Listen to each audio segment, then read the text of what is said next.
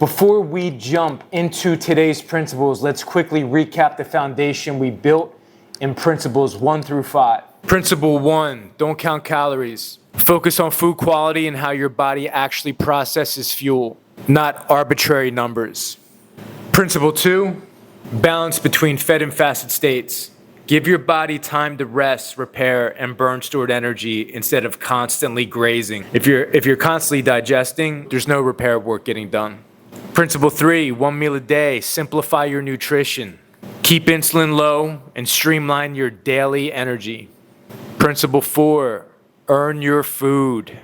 Physical effort comes before the feast. And principle 5, prioritize protein and fuel with fat. Build lean tissue with high quality animal protein and use clean fat as your primary fuel source while cutting out sugar, grains, and seed oils. Now let's build on that foundation with principles 6 through 10. Principle 6 is simple, empty the tank. Think of your muscle tissue and your liver like storage tanks for energy. Specifically stored carbs called glycogen.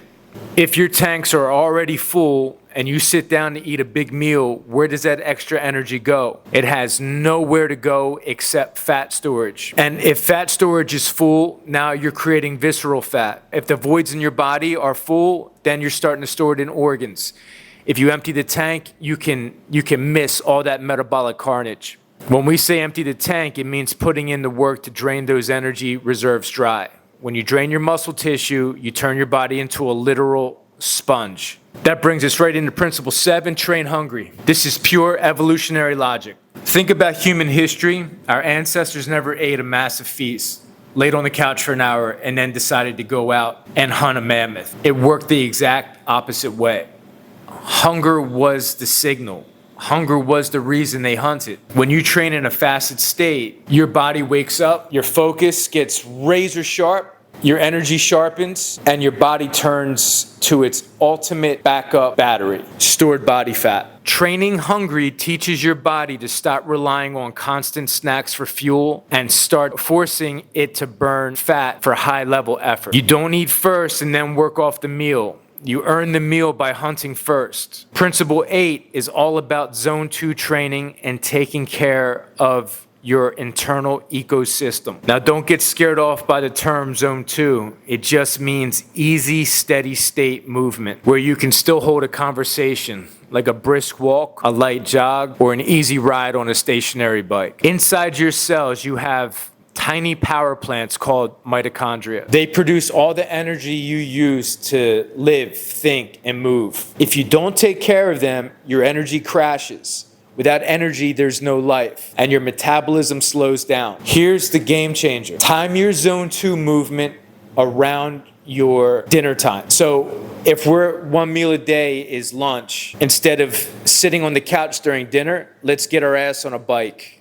Let's go out for a 45-minute walk. That light movement acts like a delivery truck, routing all those good nutrients we had at lunchtime straight to your repairing muscle tissue, clearing out blood sugar, and building brand new power plants inside your cells. Take care of your mitochondria, and they will take care of you. Principle 9, stop eating late and get in sync with the planet. The human body is wired to the sun, period. When the sun comes up, your body pumps out wake-up hormones like cortisol to get you alert, sharp, and ready to move. When the sun goes down, your body naturally ramps down and releases hormones like melatonin and growth hormone to shut down the factory and start nighttime repairs. If you eat a meal late at night when the sun is down, you kick the factory floor back awake while it's trying to shut everything down for the night. Insulin rises, your body can't digest food properly. Your sleep gets ruined, and your hormonal system gets thrown into chaos. When you mess with your natural hormonal clock over and over, things go catastrophic over time. Stop eating late. Let your body do what it was designed to do. Finally, principle 10, priority on sleep and sleep hygiene.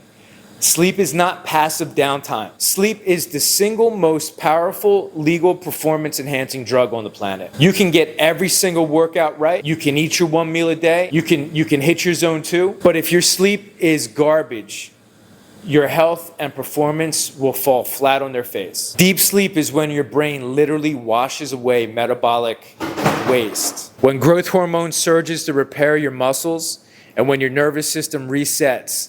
Dialing sleep hygiene isn't complicated. Go to bed and wake up at the same time. Turn off the bright screens before bed. And keep your room cold and dark. Treat sleep like a non-negotiable part of your training program, because that's exactly what it is. All right, guys, enjoy episode 5.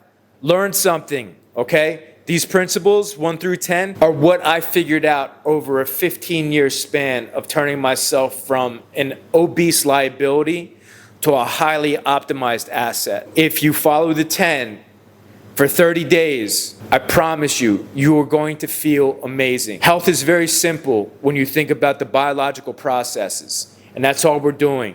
We're getting your ratios right. We're aligning your signals to match our biology. And when we align the signals, guys, you're going to thrive. All right, live healthy.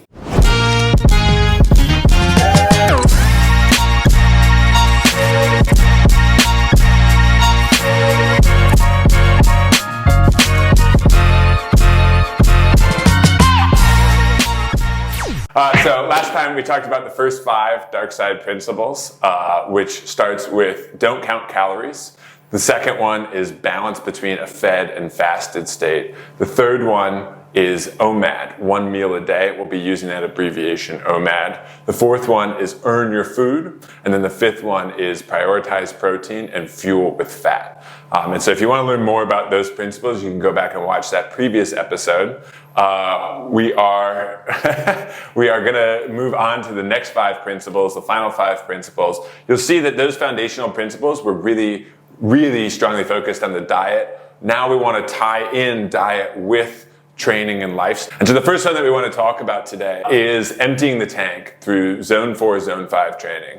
So Fish, what is zone 4 and zone 5 training? Why is it so important? What happens to your body when you hit those high tiers of exertion? That's the training nobody wants to do. Yeah.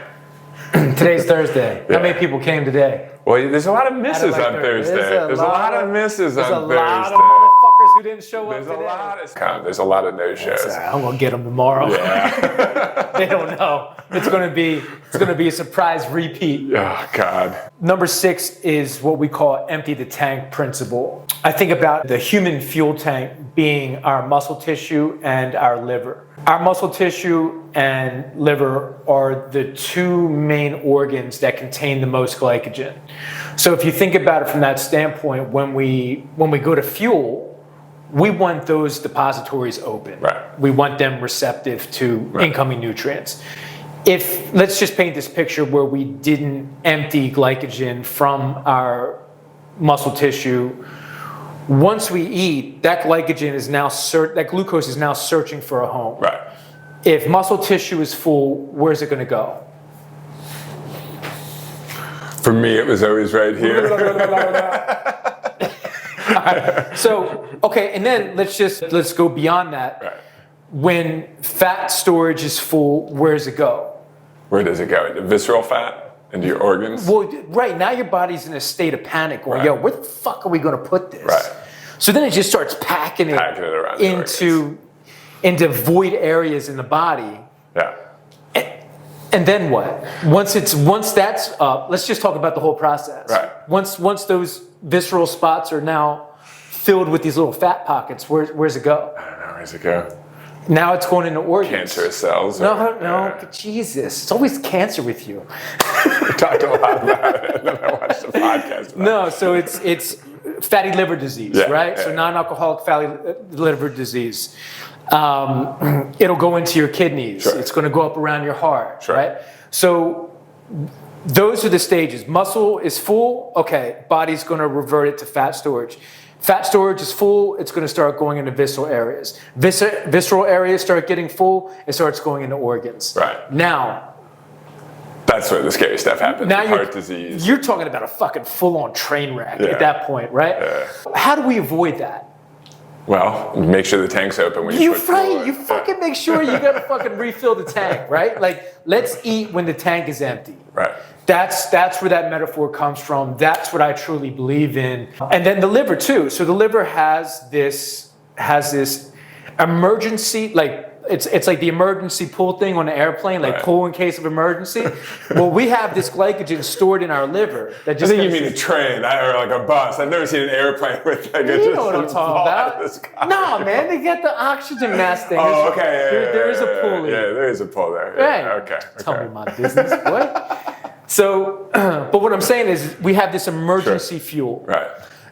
And my thought process is, hey, let's use that. Let's also get that out. So then when the body goes to eat, it says, hey, first priority is we need to refill our emergency stockpiles, right? So let's refill the liver, let's refill the muscle tissue. Anything left over, we'll store into fat, right? But this is how you stay metabolically flexible. This is how you stay lean, mean, and a fucking, just a machine, badass machine, right? Well, for me, it's definitely the fatty liver disease was one of my wake-up calls. Where did you have it? Well, see, I never know like if I cross that threshold. But here's what happened. Here in China, we go for a yearly checkup, and the lady that does the checkup, the ultrasound on me, like every year was like, it's getting worse. like she remembered me, I guess, because I'm tall, and then was like, yeah, man, it's grown and it's grown and it's grown. So I don't know whether I ever actually crossed that threshold into fatty liver disease, but I had like fat. What are the not the lipids, but whatever it was. There's like a deposit on my liver that the woman was concerned about, that the doctor was concerned about. Okay. So then I was like, that doesn't sound good. I should probably change my life. And that was a few years back, and now I'm here. But okay, so when we're talking about that as well, I think that what is zone 4, zone 5? How do we induce this response in our body to empty the tank? Like you're talking about getting your liver to empty itself requires like very, very high levels of effort and energy. You're not just going to accidentally do that. You can't. Right? You can't achieve it by walking. You can't achieve it by going for a jog. Think of it this way: like this emergency glycogen that's stored in your liver was meant in case you were walking around a corner. Right. There was a bear in like 3 cups, and you had like had to book it. And you needed, like, you remember Popeye with the spinach thing? Yeah. It was like your spinach. That was your spinach. It's dumping glycogen saying, yeah, it's fight or flight time. So that's what that mechanism was for. And because we know it, and because we know how to activate it, so zone 4 and zone 5 is going to be getting your heart rates up to, let's call it 75 to 95% of your max heart rate. Right. And at that heart rate, this is when you have really amazing biological processes happen. Right. Dumping glycogen out of the liver, myokines, exokines. You have like this hormonal flood happening. Endorphins, all kinds of cool stuff. What's Thursday's workout, and why does that induce such a strong reaction as we get into those zone 5 training? Well, you can check it out on YouTube. I just posted it. I call it VO2 Hell Day. And today, really, what it was just interval training. Right. 20 minutes. Minute 1, we're going to go 13 calorie on a C2 rower. Minute 2, we're going to do 13 burpees, and then we just rinse, repeat those movements for 19 minutes. For 18 minutes. The 19th minute, we're going to go full max 1 minute. How many burpees can you do to finish? Right. Nasty.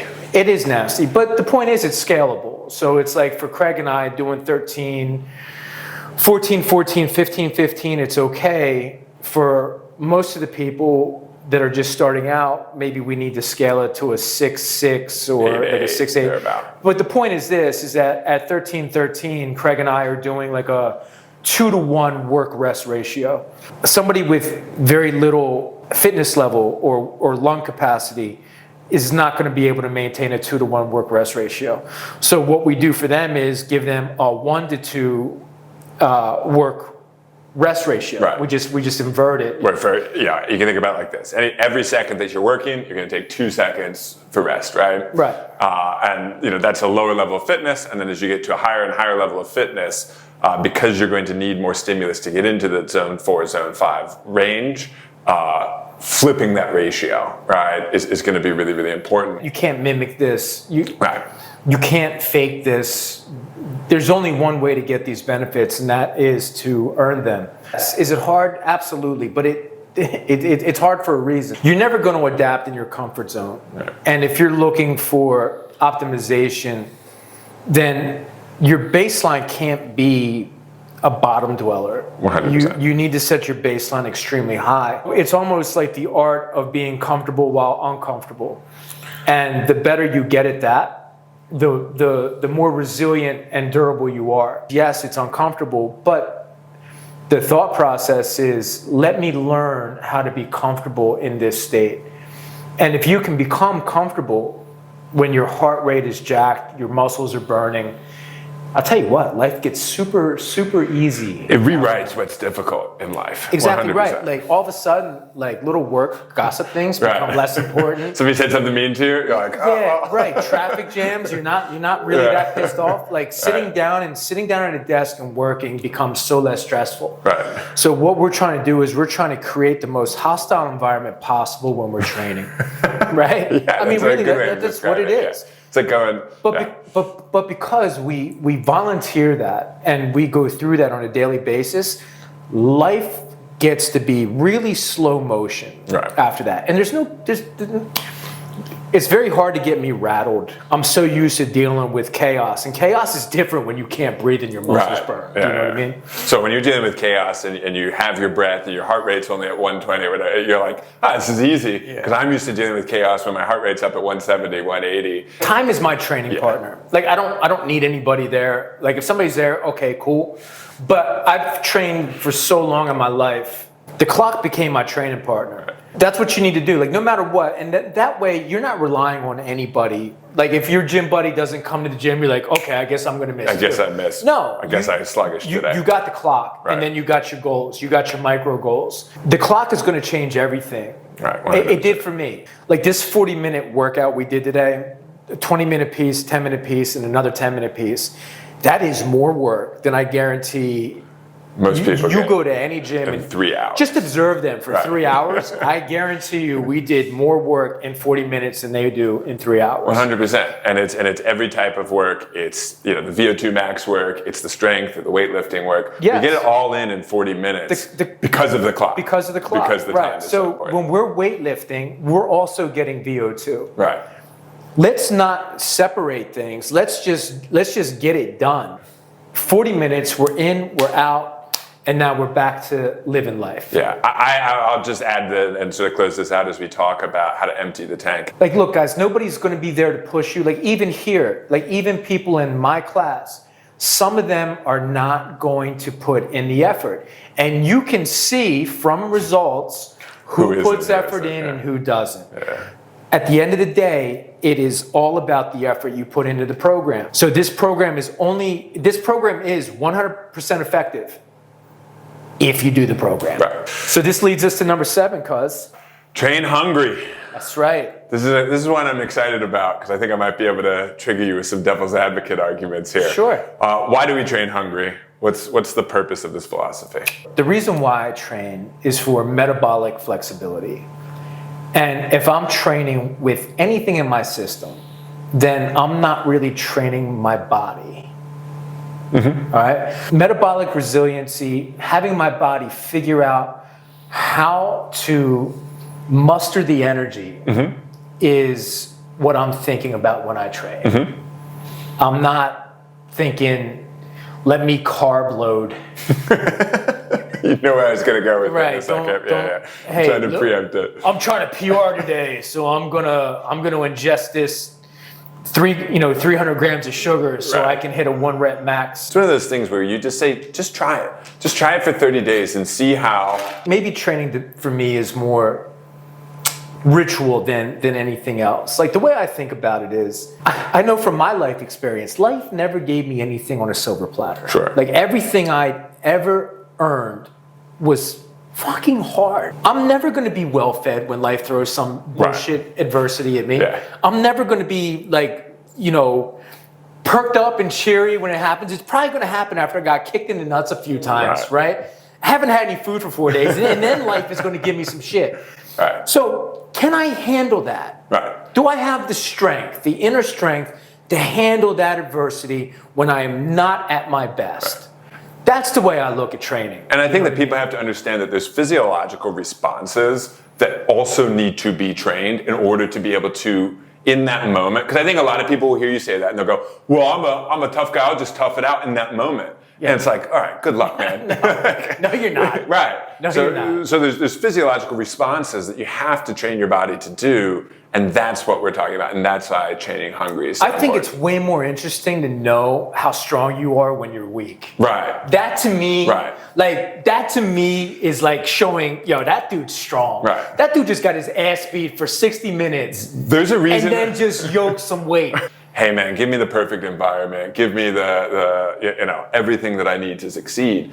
Because our bodies are actually pretty resilient and pretty adaptive. I mean, let's just use common sense and an evolutionary lens. There was no point where we ever ate and then went hunting. Right. It just that didn't Just never happened. That didn't happen. Right. It didn't happen. Movement always preceded nourishment. Right.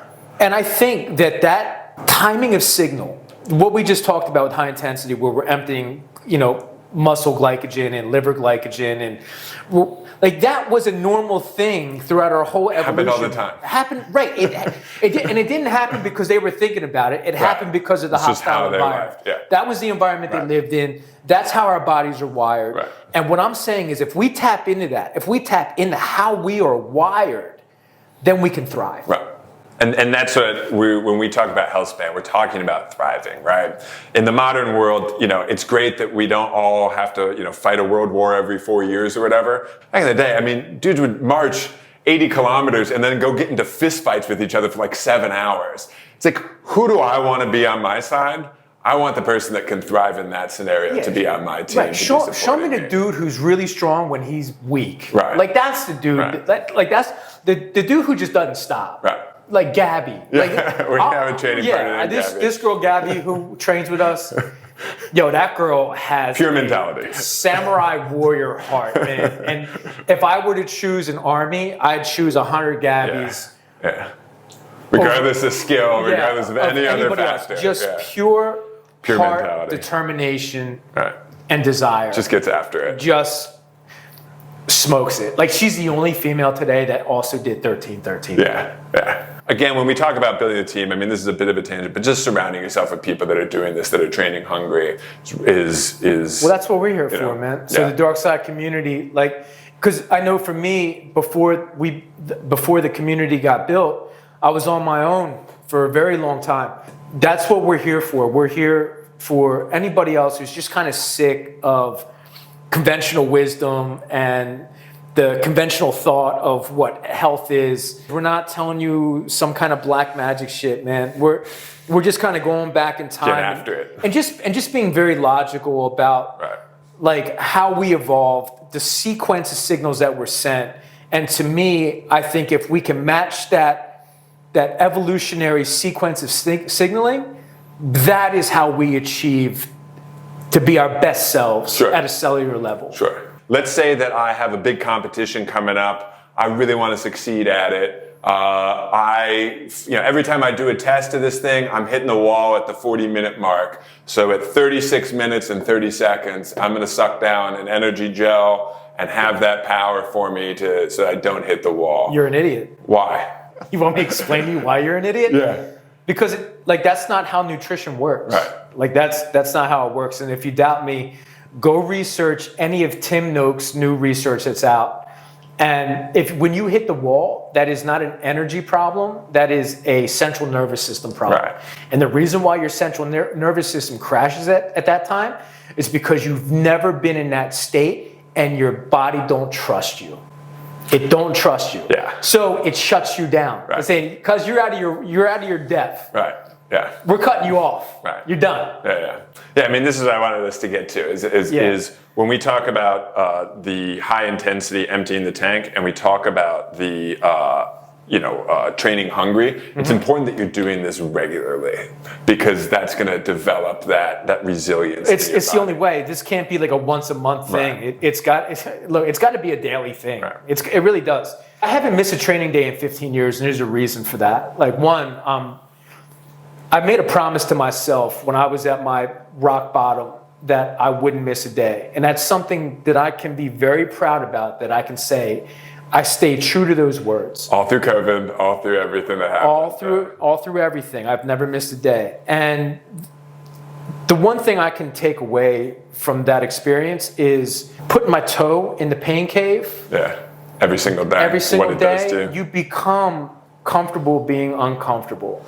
There isn't a lot that you can do to me that sure. I can't endure. Right. Do you know what I mean? Right. The only reason why those sports gels are good for anybody is for somebody who's so metabolically inflexible that they're going to go hypoglycemic in the middle of a workout. Right. That is the only thing that those sports gels have any benefit. Right. It's if you start fucking stroking out. Right. Here, suck down this sugar, you piece of shit, because you're getting ready to die. Right. You know what I mean? Take it. So I know Noakes has the counter argument here, but just to try to preempt our commenters, what if I'm a marathoner who's trying to hit a 2-hour marathon? I'm trying to push the limits of human behavior, and I'm literally, so you talk about, all it's going to do for me is prevent me from going hypoglycemic. It's like, man, I'm riding that wave and I'm just staying above it. I know that what you just said is true, and I'm just trying to stay above that line because I'm trying to push the sort of future of humanity or human performance forward. What would you or what would Noakes say to that person? Noakes would say, you're going to have to either willpower that moment, Right. because a sports gel ain't going to help you. Maybe there's a placebo effect that happens, but if anything, it's all mental. Right. It's mental. It's a mental push. Yeah. Sugar gel ain't going to save you, cuz. Right. It's going to have to be you save you. Right. You know? And the only other thing that I would add to this conversation about this, because it's something that we've been talking about a lot recently, is just that in order to utilize these things, you need to be using them every day, which defeats the purpose of exactly what we were just talking about emptying the tank and training hungry. Even if I grant you that there's some positive impact, which I don't, but even if I did, you're going to be screwing yourself over by using it day in and day out as you're training for this competition. And so consider me in the no gel camp. Everything I've ever done, 12 hours of burpees, Right, it's good to talk about 60 minutes of push-ups, the high rocks we did, all of that was done in a fasted state. Right. It would be nice to eat after, but sometimes the circumstances were there was nothing to eat. There's nothing to eat there at the competition. And that's another beautiful thing about being fat adapted is even after doing a high rocks in Hong Kong, you had to train to catch, and there was like we had to train to 15 catch, minutes or something. Right, Yeah. the only options were like McDonald's or something else, some other kind of trash food, and it was like, you know what, I'm all right. I'm just gonna wait till tomorrow. Right. You know what I mean? And it was fine. It was the only way you're ever gonna perform at a high level in competitions is getting your central nervous system and brain to trust you in those situations. Right. And the only way to do that is to submit yourself to these really high, intense, miserable moments where your body says, hey man, we've been here before. Right. We're all right.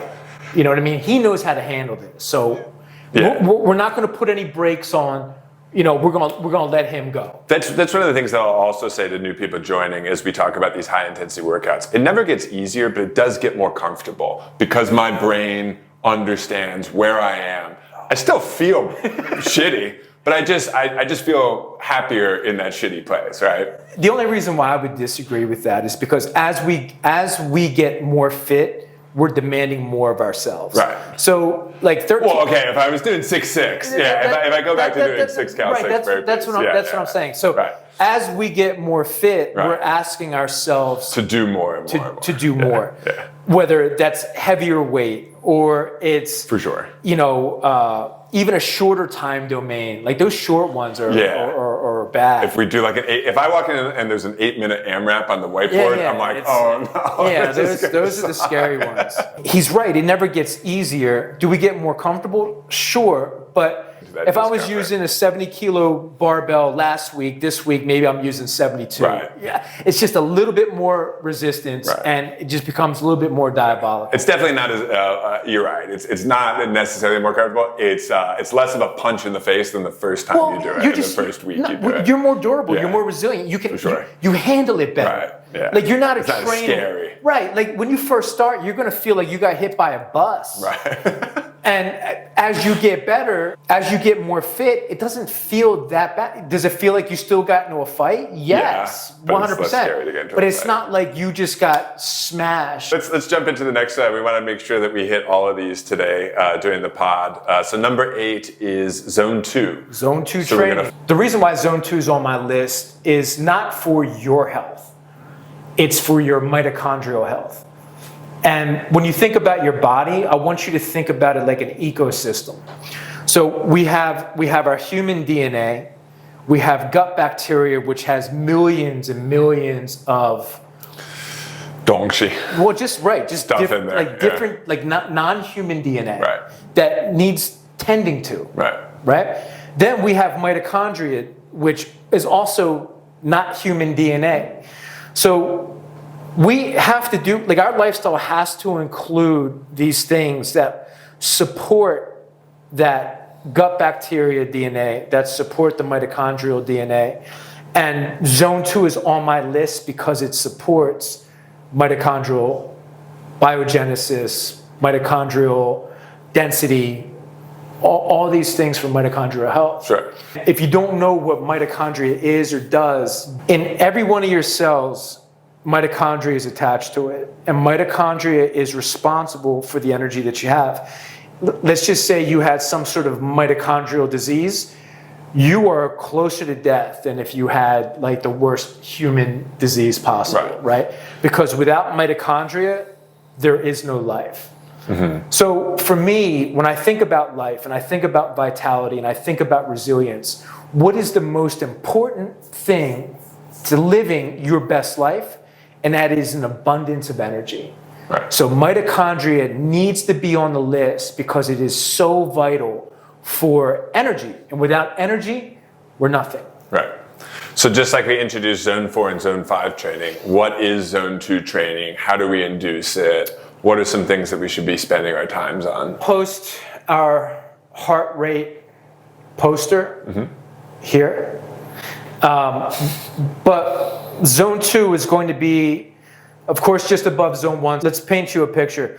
Zone 1 would just be going for a walk outside, right? Just a nice stroll. Zone 2, you're labored, but you can still talk. So you can still hold a conversation. So Craig and I right now, if we were kind of like jogging or we were on a bike together and we're... That would be easier on a stationary bike than trying to pace each other. A tandem bike, bro. Okay.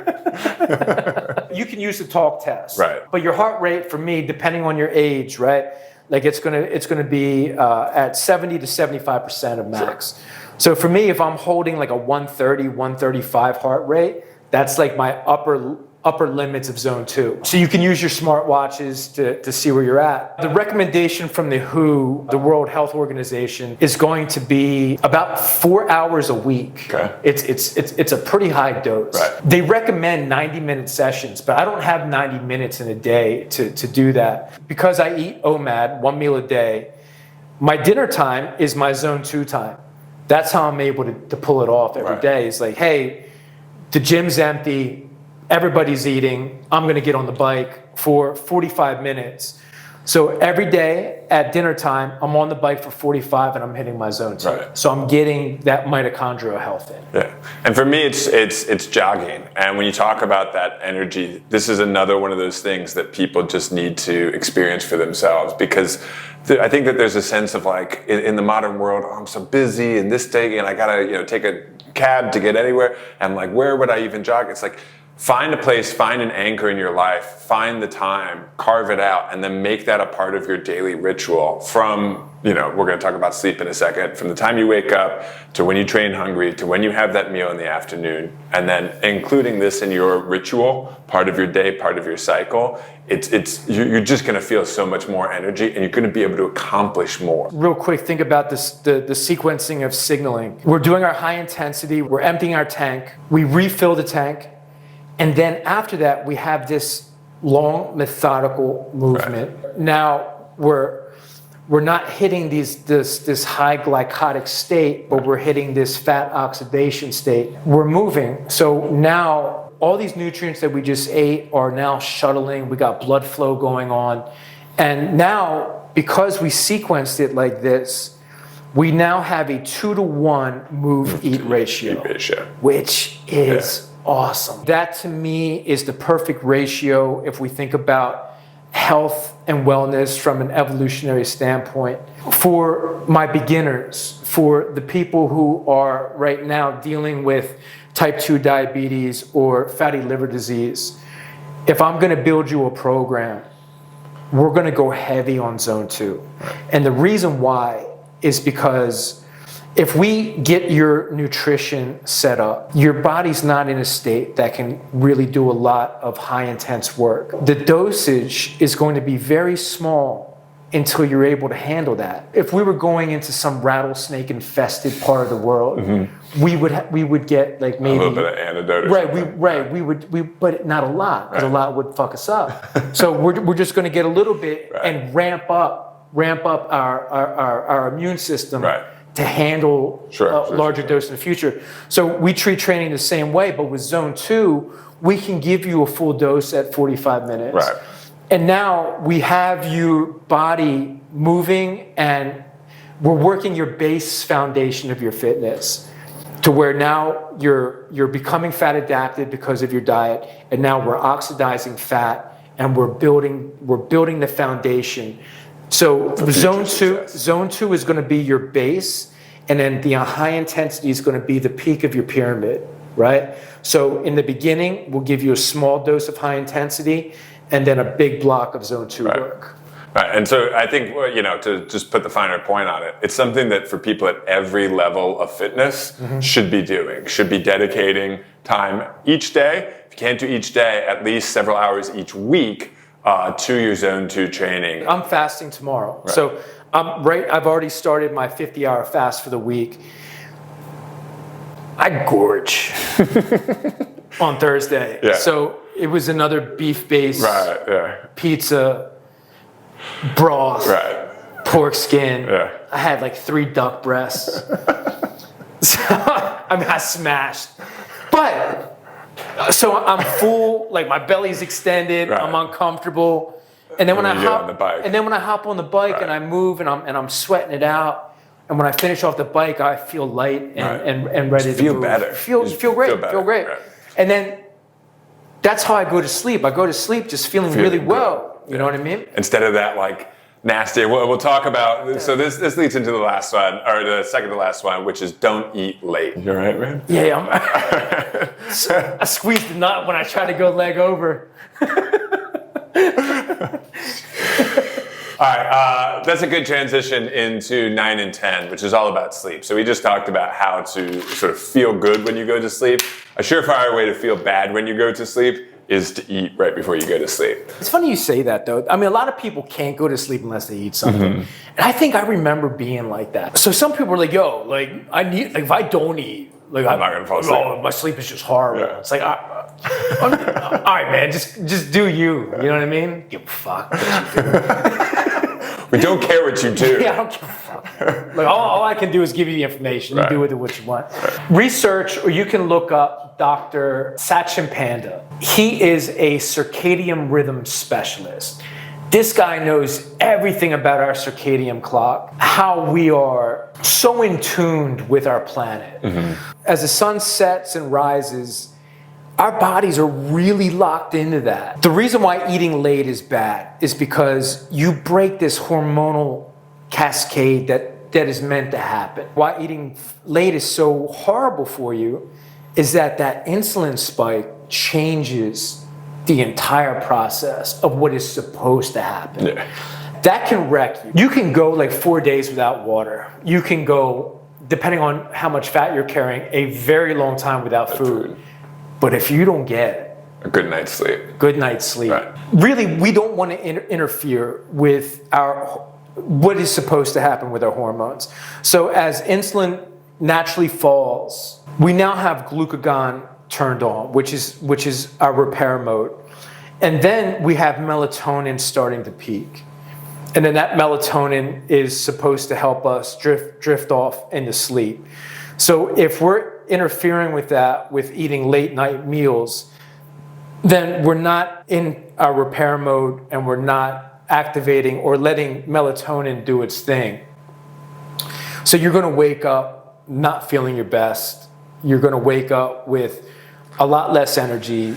You're going to wake up sluggish morning feeling. Yeah, you got no repair work done. Right.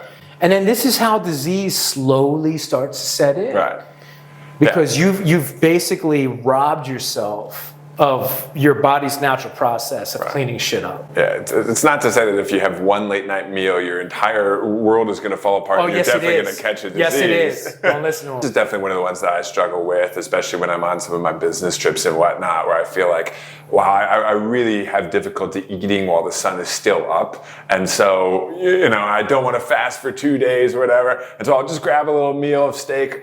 And then, I wake up the next morning. I just feel so poopy, so tired. Eating late was my thing, man. Yeah. It kind of feels good too, like you're in the hotel room. No, I'm just talking about watching a movie, like just having some chips. You know what I mean? Getting some YouTube in, bro. Just having something to snack on. Right. Like, I could never imagine life without that. Right. You know what I mean? Until you experienced it. Right? Until you do it, and until you feel really, really good. And then it's like, I can't believe I used to do that, And that does lead us into number 10. All right. Yeah. I jumped the gun earlier, but now we're ready for it. Okay. Sleep. You alluded to just the terrible outcomes when we don't have a good night's rest. What happens? Yeah, it's not just about the body being repaired, it's about your brain getting repaired. So a lot of times when we don't feel energy, sleep is the cause. Well, it's the brain. Right. Like you're neglecting your brain. Yeah. And so a lot of the things like not eating late is really going to help out. There was a period I just couldn't get my brain to shut off when I was really starting to put together my philosophy of health and fitness. I had a lot of nights, man, where my brain just would not shut the fuck up. It was just on all the time. Hey, man, I got an idea for you. Right. So it was like, shit, I'd pop up and I'd write notes. And, man, there was really like where I told Lou, like, yo, I need to do something about this. Like, it's bad. It was getting bad. Right. What I started to do was I started to read a lot about sleep hygiene and how I could create an environment in my room that would promote me to get my eyes heavy. And absolutely. So it was a lot of little things that I had to do. Like, one of the things I did was make sure my room was at an ideal temperature for me. And the colder it was, it's freezing cold. the better I slept.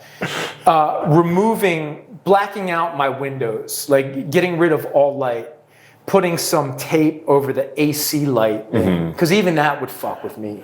Now that I've done this revolution in my life as well, it screws me up when I'm in a hotel and there's like the TV light. It's the worst thing. It's like it's all the little lights everywhere. It's like, yo, this is fucking nuts, man. And then putting a red light in my room. So I don't have like a fluorescent light. When I go in my room and I click the lights on, it's like this amber red, and it's supposed to help your body think of sunsets. Right. Do you know what I mean? And so I'll read or I'll write with those lights on. And then it's about putting the phone down at a certain time. Yeah. So it's for me at 11 p.m. my phone's off. I'm done looking at it, and then hit those red lights off, and then drift off into sleep. But a lot of it is about just kind of hacking your room to make it more efficient for the best sleep possible. Yeah, for me, as somebody who has ADHD, it was 100% all about environment. Yeah. I don't do a red light. I have a sort of very, very dim yellow light. But even when the lights are on in my bedroom, it's not bright. Wait, sorry, I didn't mean to cut you off. But I did add one more thing to my nighttime routine, and that is red light therapy. Yeah. So I'm using like an infrared red light for deep tissue repair, stuff like that. I'm using a massager now every day, and it's absolutely putting me to sleep. Like right about 15 minutes before my eyelids start to get heavy, phone's already down and away. But yeah, like I was saying, it's just the environment that I've built for myself in my bedroom.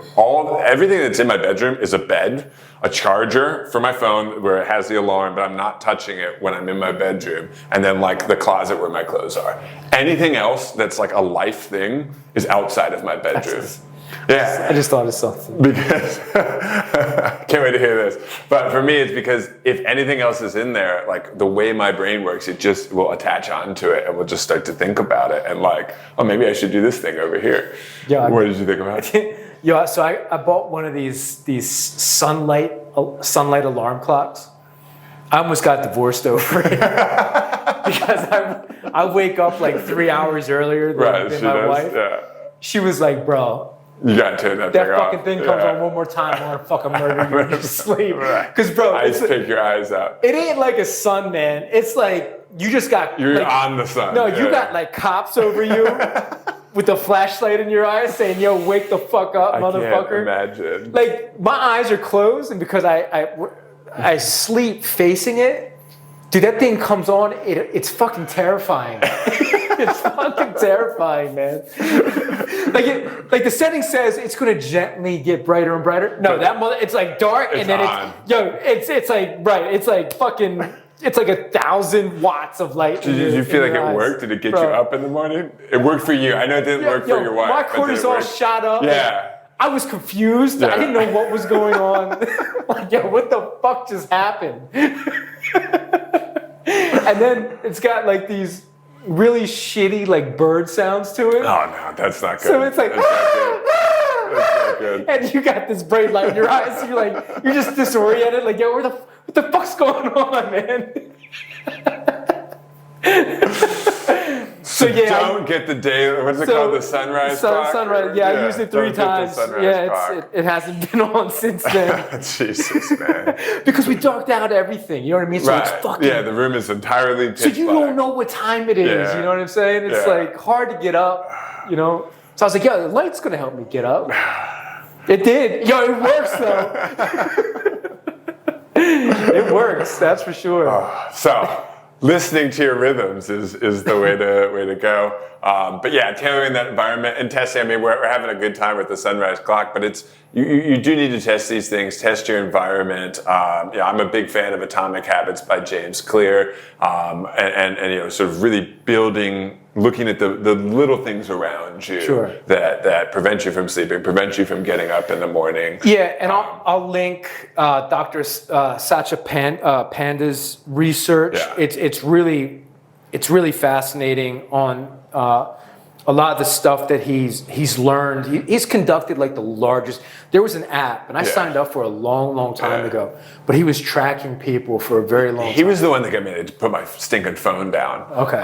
Because it's 100%. If I'm on my phone and then I try to go to sleep, it's a solid 45 minutes before my brain can even get close to trying to go to bed. Yeah, I'll put a link in the description, and then who was the other guy we talked about? Didn't we talk about another? Noakes, and then I just Tim mentioned Noakes, right? Yeah. So I'll also link Tim Noakes in the description too on his latest research into how the wall that you hit in training is not anything to do with your blood sugar. It has everything to do with the central nervous system and the way your brain is putting the brakes on because it don't trust you in those moments. Yeah, and that's what this is all about, guys. It's not just, we don't want, like if you guys don't believe us, there's 2 things that you can do. Number 1, you can test it for yourself and see how you feel after 60 to 90 days. Give us 30 days, man. Number 2, everything that we're talking about is based on either personal experience that we can share with you and you can test yourself, or research that other people have done that we've learned from and adopted into our own lives. This is all real world application, guys. We're not spinning anything new.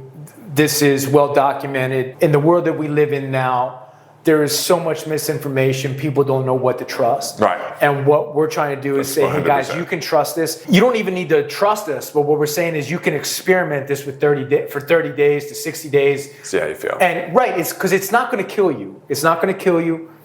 Try it and just see how you feel. I guarantee you results. All right, man. Nice one. We got that right this time. I almost gave a high five. Yeah. We'll see you next episode. Peace. Bye, guys. Gotcha, bitch.